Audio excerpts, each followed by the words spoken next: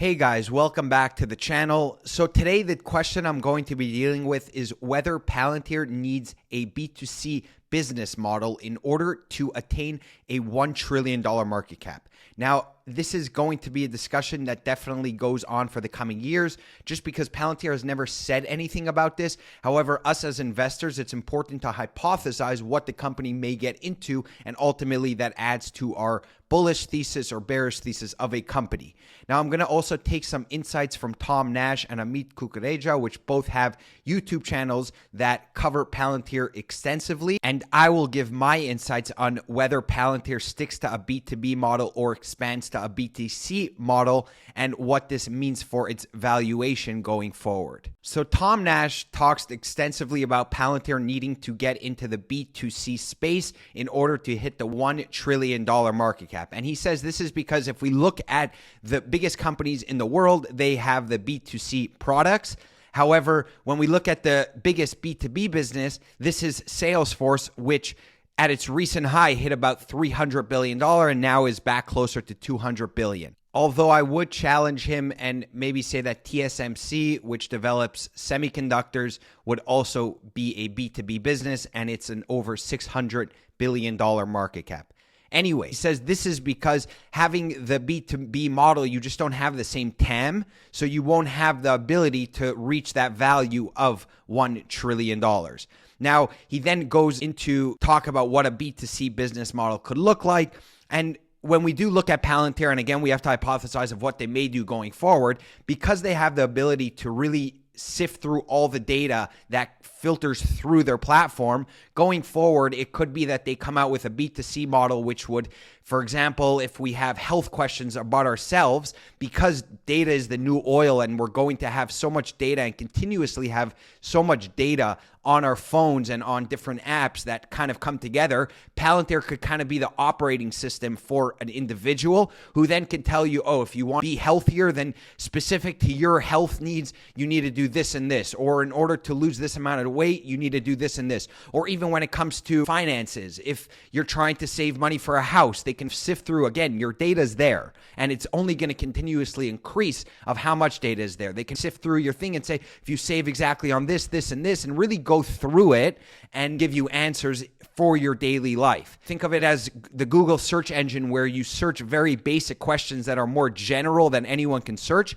But here will be a platform where it takes your specific data, and obviously the more people that are on it, you have the network effects, which makes the system smarter and give more precise answers. But here it can give you really precise answers beyond what Google's general ones are to your specific needs. So this is something you can hypothesize that maybe in 5-10 years from now, they end up developing, or work on even now, developing some sort of B2C product. And honestly, what I think Tom is doing is great, because Wall Street a lot of times just looks at a company, exactly what they're doing, computes the numbers, and ultimately that's when they invest in it. As opposed to read between the lines, look at what a company might do, because ultimately if a company is doing it and it shows in the financials, typically the stock price will reflect that. So if you want to get outsized gains, you sometimes do have to hypothesize what a company may do, and then you take the bet before Wall Street catches on.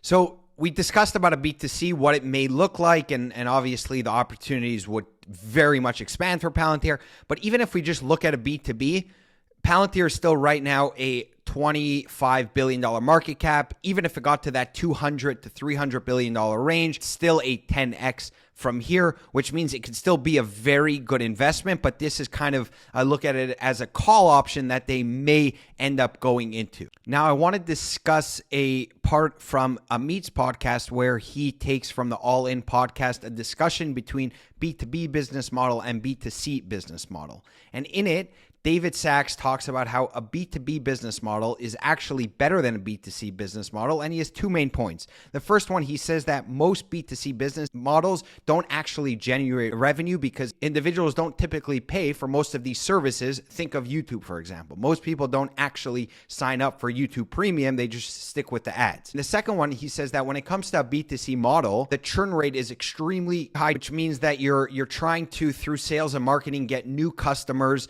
all the time, and you have to spend obviously a lot of operating expenses towards this, as opposed to when it's a B2B business model, it's a lot more sticky. once a customer is with you, they typically stay with you because of how hard it is to change. And especially, I believe, when it comes to Palantir, because of the benefits that Palantir offers, which is almost unrivaled, which we'll get into, makes it a lot more difficult for them to just switch to another product or to stop using it.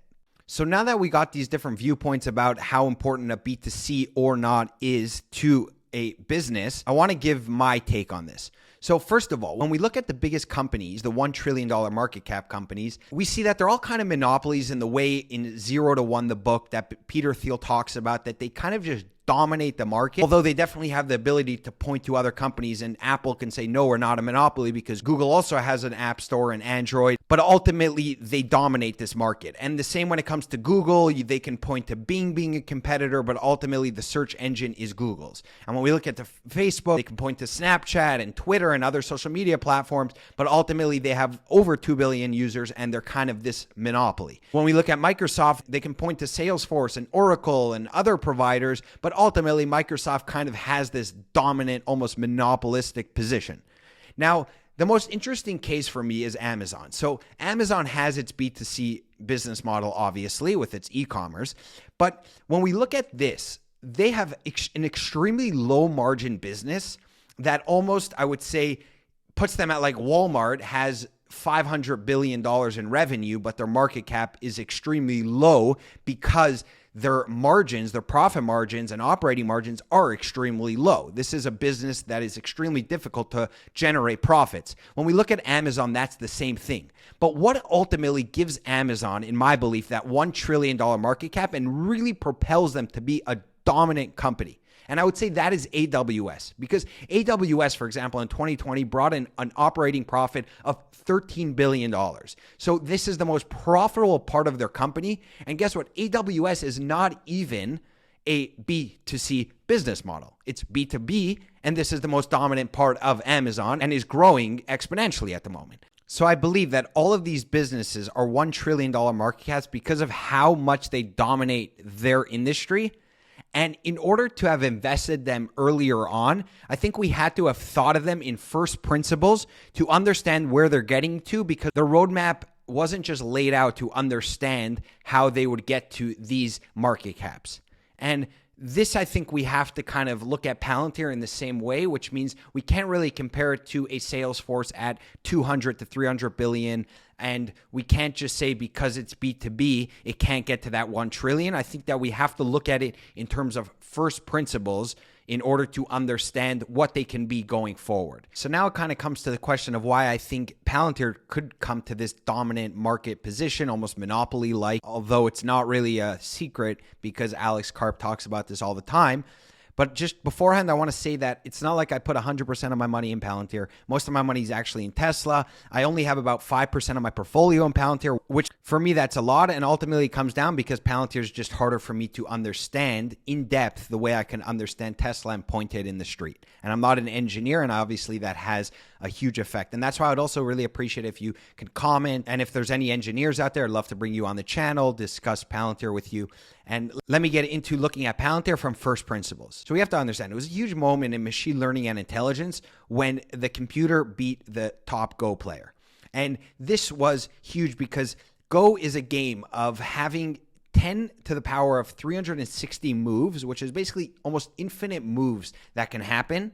And we were able to train a computer to be able to sift through every single move option.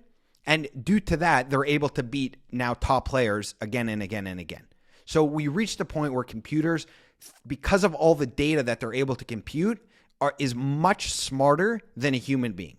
Now, if you look past the game of Go to real world data, computers are now getting better and better at sifting through huge amounts of data to ultimately come to the answer. The same way in Go, you're coming to the answer of where to move. Here, you're coming to the answer from all that data of what scenarios to take in a business or in a government. And this is why I see, for example, Palantir, the ability to find bin Laden is due to them being able to sift through all of this data that is brought in, and they're able to kind of predict where he's going to be and at what percentage because of this. And I think from here, it gets more and more important because data is only increasing, which means it will have better answers inside that data. And the system that will be able to answer it is also only increasing because of its network effects, bringing in more data, which machine learning only gets better over time. And the reason why I think Palantir is that operating system is because, first of all, the research and development goes back to 2003, where they're really working on it with the US government, who always gets the best. And only 5 years ago did they expand to the commercial sector, which now it's kind of prime time where their total addressable market really increases. And they have the goods. And this is, again, trust from the management, the company culture, the engineers that they hire, and really the belief that the US government would only have the best when it comes to technology, because this is a weapon. Being able to go through all of the data, which is really just increasing, and give that answer is a weapon to a government. And like all other weapons, I believe the US government has the top one. Now commercial businesses are able to opt into this product. I just think that we're still very early on in this stage. Now, why I think it's different than Salesforce, I mean, Salesforce has about 150,000 customers, but Salesforce also, it's a product that many companies use because they have customer relations, and they Tableau system and other products compartmentalize data very nicely, and it's very efficient for big companies to have.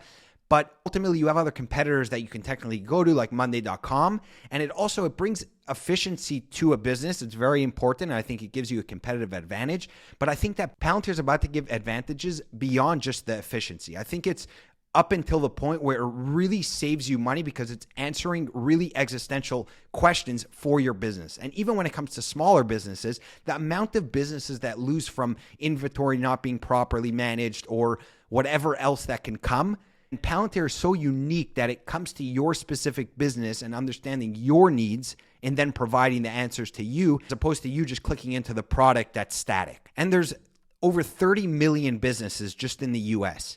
And this is why I think Palantir, because of how much savings it can provide to businesses, it has the ability to have more than that 150,000 customer count. And this is why I'm willing to take that bet on Palantir really having the goods. And I'm thinking about it in first principles in the sense that nothing exists that is comparable to what Palantir has to offer.